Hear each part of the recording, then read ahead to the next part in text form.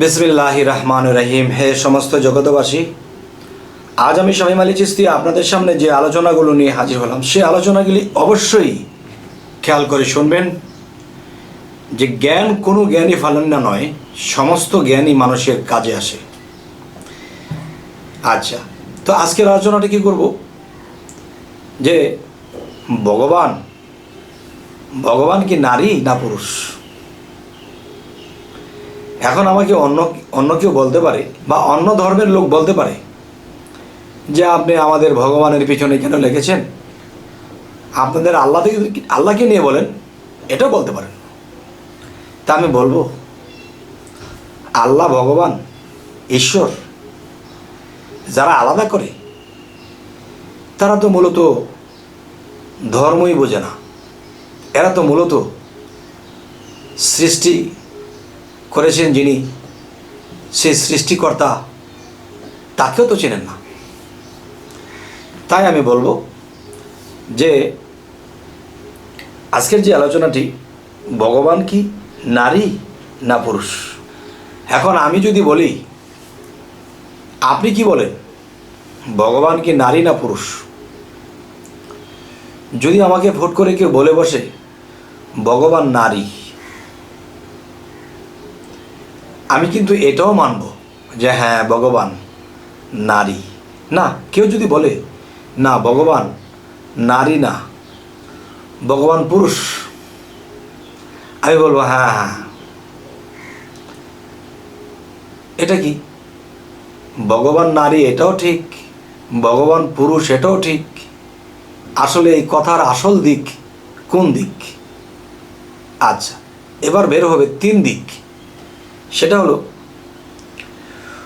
যে কেউ যদি বলে না, ভগবান নারীও না, পুরুষও না, তিনি স্ত্রী লোকও নয়, তিনি পুরুষ লোকও নয়, আবার তিনি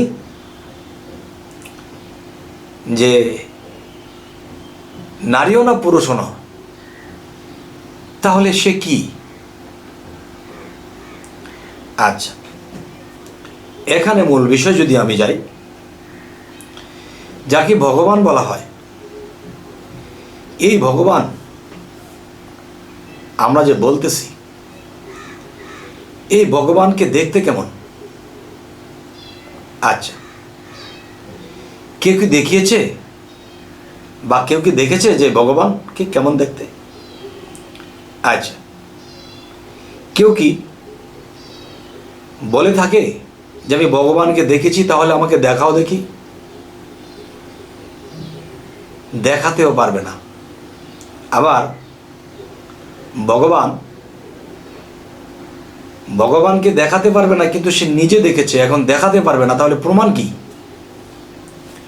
প্রমাণ আমি একটু দিতে পারি, যে আমি একটা জিনিস খাইতেছি, এখন এটা কি জাল, তিতা, মিঠা, চোকা? আমাকে জিজ্ঞাসা করা হচ্ছে যে এটা খাচ্ছেন, এটা কি ঝাল, তিতে, মিঠা? তখন আমি বললাম যে একটু তিতে, একটু কটা, একটু মিঠা। আরে এতটা কিভাবে হয়? আরে বাবা, এদিকে আসো, তুমি একটু খাও। যখন তাকে খাইয়ে দেওয়া হলো, সে মুখে দেওয়ার পরে বলতেছি, বলো তো কেমন লাগে? কই একটু টক, একটু তিতা, একটু নোনতা। আরে একটা বলো। তখন বলতেছে এটা যে কেমন নিজে বুঝতেছি, অন্যকে বোঝানো যাচ্ছে না। এই পৃথিবীতে যারা সাধু বৈষ্ণব, এই পৃথিবীতে যারা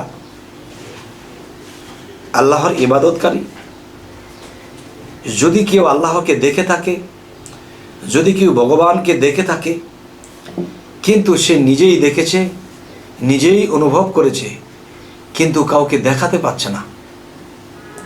আচ্ছা, তা আজকের মূলত আলোচনাটা কি? আজকের মূলত আলোচনা হলো ভগবান কি নারী না পুরুষ? যদি কোনো হিন্দু লোক আমাকে বলে ভগবানের পিছু নিয়েছেন, আপনারা মুসলমান, আপনারা আল্লাহর কথা বলেন, ঠিক আছে, আল্লাহর কথা বললে এখান দিয়ে আমি সারব যে আল্লাহ কি নারী না পুরুষ, নাকি নারীও না, পুরুষও না। তাহলে আপনি যেটা বুঝে নেন, দেখেন ভগবান শব্দের অর্থ কি পাওয়া যায়। ভগবান শব্দের অর্থ ভগ। ভগ অর্থ কি? যদি এক জায়গায় গর্ত হয়ে যায় না, এটাকে বগলা বলা হয় বা ভগ বলা হয়। আচ্ছা, ভগ, বান। বান অর্থ কি? বাতাস। বাতাসেরই আরেক নাম হলো বান। আবার বান অর্থ তীর। আচ্ছা, তো এখন তীরের এখানে যাব না, এটা অন্যদিকে মন নিতে পারে। তাই বান অর্থ বাতাসের মধ্যে যাই। বাতাসের মধ্যে যদি যাই, তাহলে আমার মুখ থেকে আমার ফুসফুসি পর্যন্ত একটা জায়গা ভোগলা, আর এর মধ্যে বাতাস আসা যাওয়া করছে। এই বাতাসের মধ্যে যিনি ভগবান, যিনি ঈশ্বর, যিনি আল্লাহ এখানে যাওয়া আসা করতেছে, এই ভগবান, এই ভগ এবং বানের মাধ্যমে যিনি ঈশ্বর, যিনি আল্লাহ, তিনি আসা যাওয়া করছে। তাই তো বলা হয়েছে ঘরের ভিতরে অচিন পাখি কেমনে আসে যায়। এই ঘরের ভিতরে যে অচিন পাখি কেমনে যে আসে যায়, যে দেখে সে ব্যাকুল হয়ে যায়, কাউকে বোঝাতে পারে না, কাউকে দেখাতে পারে না। যাই হোক, সেখানেও যাব না। আজকের আলোচনা কি ভগবান কি পুরুষ না নারী? তাহলে আমি বলবো, আপনি হিন্দু হন, মুসলমান হন, খ্রিস্টান হন, বৌদ্ধ হন, যেই হন, এমন কোনো পৃথিবীতে মানুষ আছে যে তার ভিতরে বাতাসটা গ্রহণ করছে না? তার ভিতরে ভগ নামের মুখ হইতে সেই ফুসফুসি পর্যন্ত তার ভগ বা ছিদ্র নেই?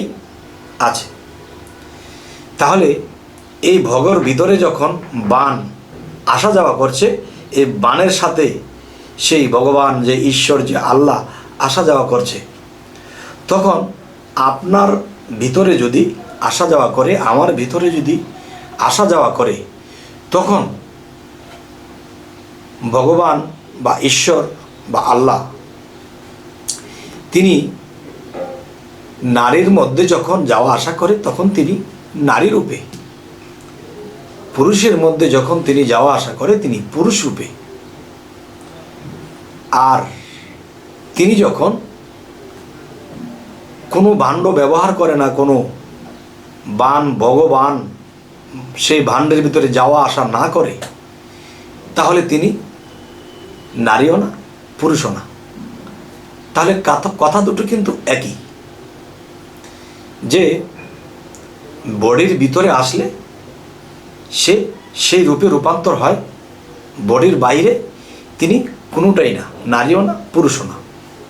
আচ্ছা, তো আজকের যে আলোচনার ফিনিশিং আপনাদের সাথে করতেছি, আপনাদের কি কথাটা নেওয়ার মতো ভালো লাগছে?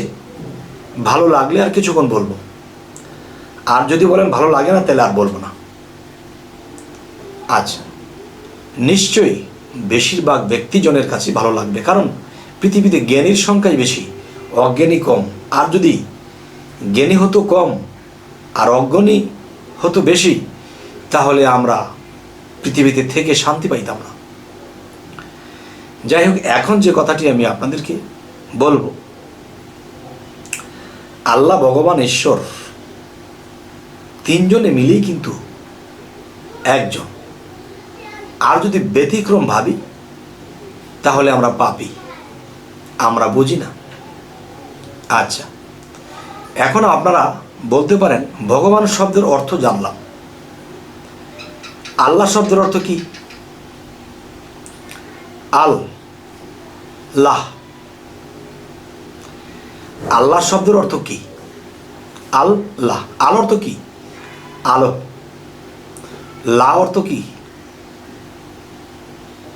আল্লাহ। এখানে লায়ের মধ্যে যদি আমরা যাই, তাহলে তিনি গায়েব। আচ্ছা, যদি আমরা বলি যে আল্লাহু, হুয়ের মধ্যে তিনি স্থিতি করেছেন, কিরকম? আল্লাহু মানে আলো তিনি বা আলোকিত তিনি, তিনি কে? তিনি বলেছে কোরআনে যে নিজেকে পবিত্র করলো সেই সফল কাম। কে নিজেকে পবিত্র করলো? যিনি বাস্তব ভগবানের কাছে গেল। বাস্তব ভগবান কে? আমাদের মধ্যে যদি আসি, খালাকাল ইনসানি আদম ওয়ালি সোরাতিহি, যে একটি স্রোত আছে, সেই স্রোতটি হলো আদমের। আর যে আদম নিজেকে পবিত্র করেছে তার মধ্যে ভগরূপে ভগবান ঢোকে, আল্লাহ আলোরূপে তার মধ্যে ঢুকে সেই ব্যক্তির মুখে কথা বলে। ওই মুহূর্তে ওই ব্যক্তিকে যদি কেউ আদর করে ভগবান পাবে, আল্লাহ পাবে। ওই ব্যক্তিকে যদি কেউ অপদস্থ করে সেটাও ভগবান আল্লাহ পেয়ে যাবে। তবে হে সমস্ত জগতবাসী, আজকে যে আলোচনাগুলো করলাম, এই আলোচনায় কি আপনাদের কি আমি আত্মার খোরাক দিতে পেরেছি? সেটা অবশ্যই জানাবেন, এবং কি ধরনের আলোচনা আপনারা সামনে চাইছেন তাও বলবেন। তবে হে সমস্ত জগতবাসী, আজকে এ বলে রাখবো। আল্লাহ হাফিজ।